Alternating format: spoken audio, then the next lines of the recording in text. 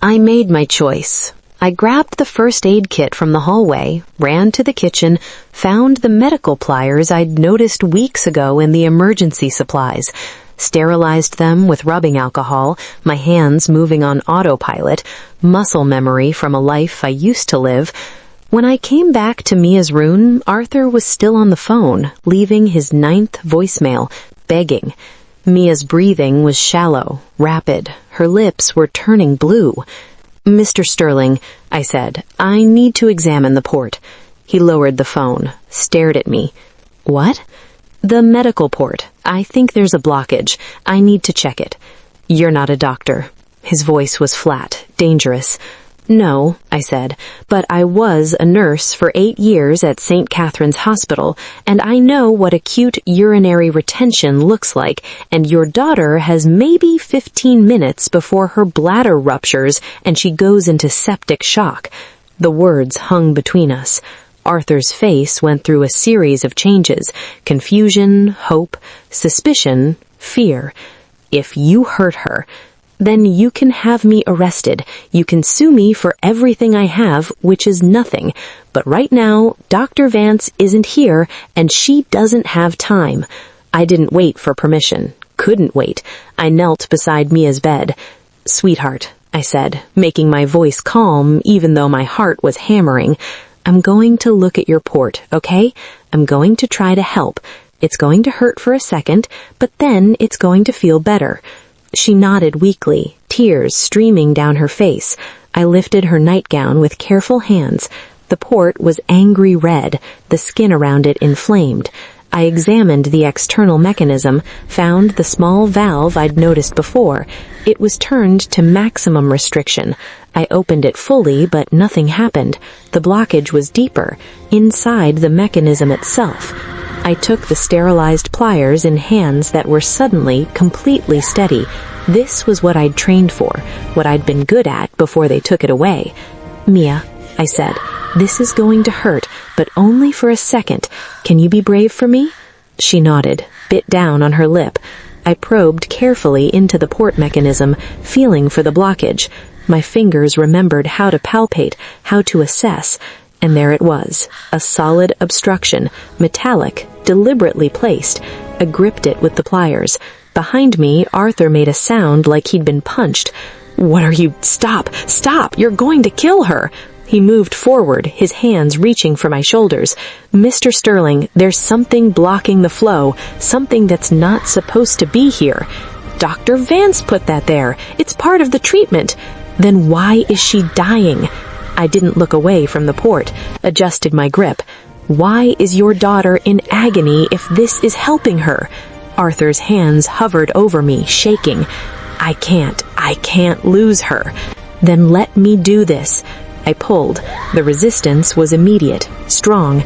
The device, whatever it was, had been screwed in tight. Mia screamed, a sound that would haunt me for the rest of my life. Arthur lunged forward, trying to stop me, his hands on my shoulders, pulling me back, but I braced my other hand against Mia's hip and held on, every muscle straining.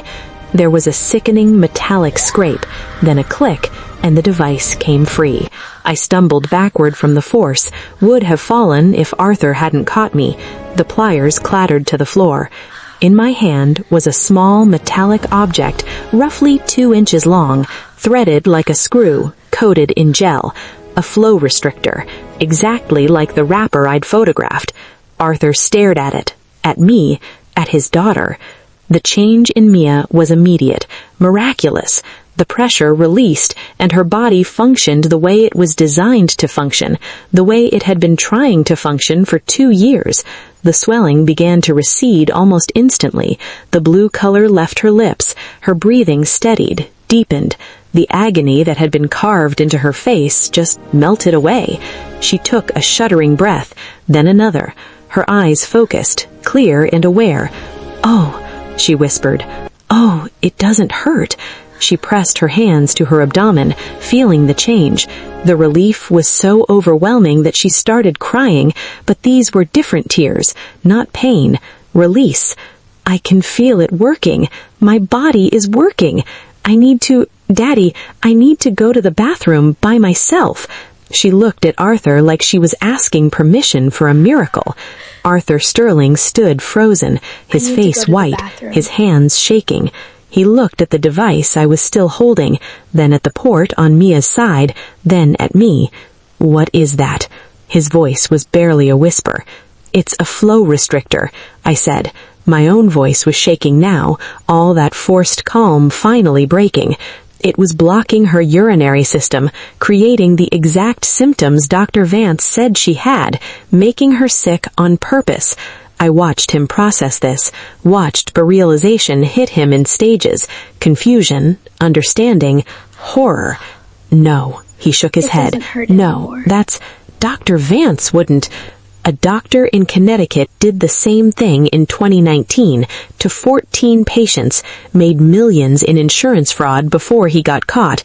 Every patient recovered once the blockages were removed. Arthur's knees buckled. He grabbed the bedpost to stay upright. "I paid him." His voice broke. "I paid him $50 million for the experimental treatment. I was going to liquidate assets, sell company stock. I trusted him." Mia slid carefully out of bed on legs that hadn't held her weight in months. She was wobbly, uncertain, but she stood. She took 3 shaky steps toward her father and wrapped her thin arms around his waist. "Daddy," she said. Her voice was clear, strong, real. "I don't hurt anymore. It doesn't hurt." Arthur Sterling sank to his knees. He held his daughter, his whole body shaking with sobs he'd been holding back for 2 years, sobs that sounded like they'd break him apart.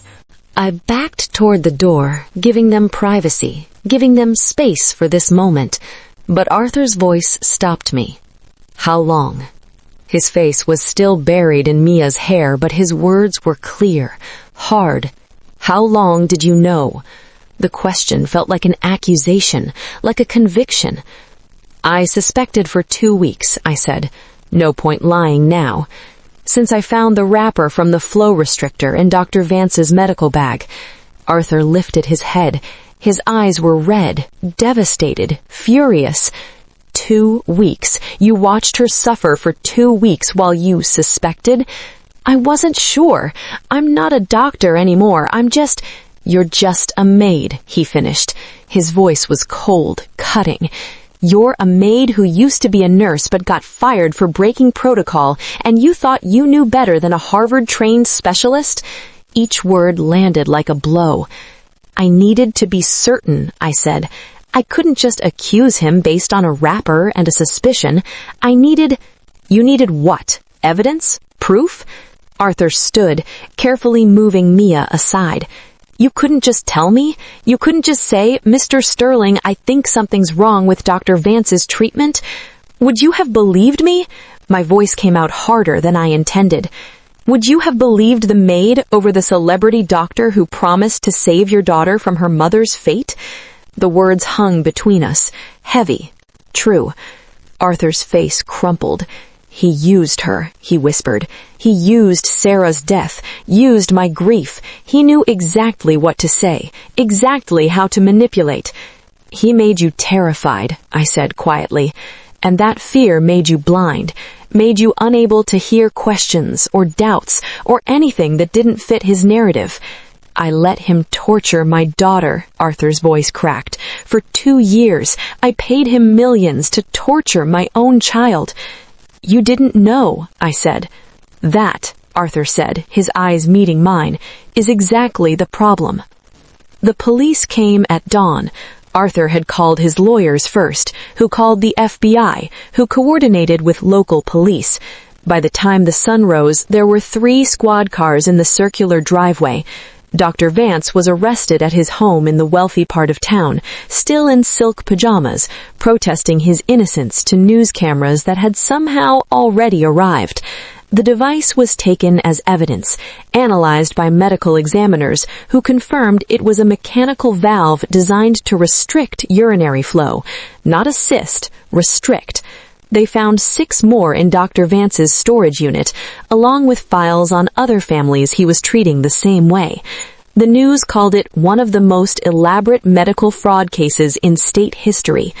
I watched it unfold on the small TV in the staff room, drinking coffee that still tasted like plastic, wondering if I should pack my things.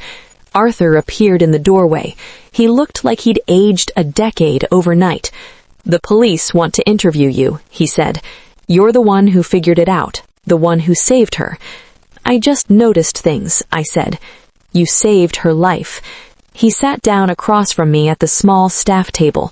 For the first time since I'd met him, he looked at me like a person, not staff, not invisible, a person. "I owe you everything," he said. "Name your price."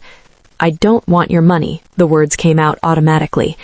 Then I stopped, thought about my daughter's tuition bill, about the electric company's final notice, about walking 20 blocks in the rain to save $2.75, about all the times I'd pretended money didn't matter when it was the only thing that mattered. "Actually," I said, "I do, but not for me."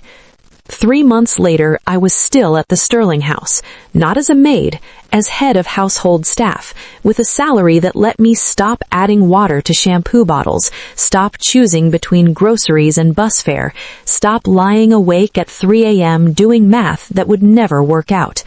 My daughter's tuition was paid in full. My nursing license was under review for reinstatement. Arthur had hired a team of lawyers to fight for that too. But the money wasn't what kept me there. It was the morning coffee. Every day at 7 a.m., Arthur would find me in the kitchen, and we'd sit together in silence, drinking coffee that tasted expensive but felt earned. One morning, Mia ran through wearing her school backpack, healthy and pink-cheeked and loud in the way that kids should be loud. "Bye, Dad. Bye, Elena. I'm going to be late." The door slammed behind her. Arthur and I sat in the silence she left. Through the window, I could see her in the garden, running with the wild abandon of someone who'd forgotten what pain felt like. "I'm sorry," Arthur said. "Not for the first time, maybe the 100th. For what I said that night, for accusing you of—" "You were scared," I interrupted. "I was blind." He set down his coffee.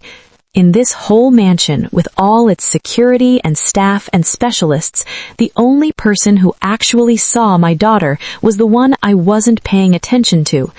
I didn't say anything, just watched her run, watched her laughter drift through the open windows. Arthur cleared his throat. "I'm starting a foundation to help other families identify medical fraud, to protect people from doctors like Vance who prey on grief." "That's good," I said. "I want you to run it." I looked at him surprised. "I'm not qualified." "You're the most qualified person I know. You saw what dozens of specialists missed. You risked everything to do the right thing. That's the only qualification that matters." Mia's laughter echoed from the garden, clear and bright and real. I thought about all the times I'd kept my head down, all the times I'd followed the rules to stay safe, all the voices I'd swallowed because speaking up had cost me everything once before. Doing the right thing still didn't feel right. It felt terrifying and uncertain and fragile, like standing on ice that might crack at any moment.